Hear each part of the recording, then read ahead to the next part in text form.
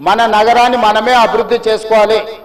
గాంధీ సరోవర్లో ప్రపంచంలో ఎత్తైన మహాత్మా గాంధీ విగ్రహాన్ని పెట్టుకొని మహాత్మా గాంధీ గారు ఇచ్చిన స్ఫూర్తి, శాంతి ద్వారానే యుద్ధాన్ని గెలవచ్చు, శాంతి ద్వారానే యుద్ధాన్ని గెలవచ్చు, స్వతంత్రం తెచ్చుకోవచ్చు అని ప్రపంచానికి నేర్పిన గొప్ప పోరాట యోధుడు మహాత్మా గాంధీ గారు.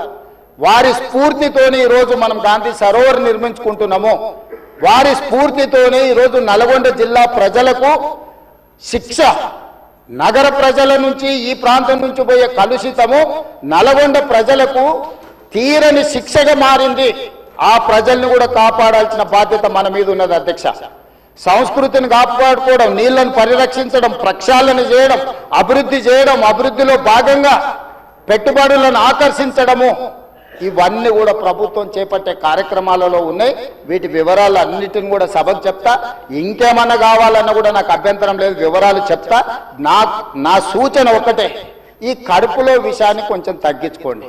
ఒకవేళ మందు లేకపోతే వికారాబాద్లో ఎట్లా తెలుసు కదా, వికారాబాద్ కా హవా लाखों का विकाराबाद हवा मरीजों का दवा।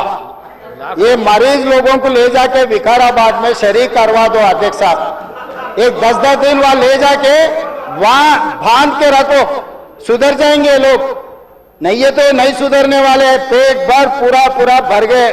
इसीलिए मैं आपको गुजारिश है ये सबके तरफ से, ये लोगों को ले जाके विकाराबाद में भर्ती करवा दो अध्यक्ष। धन्यवाद।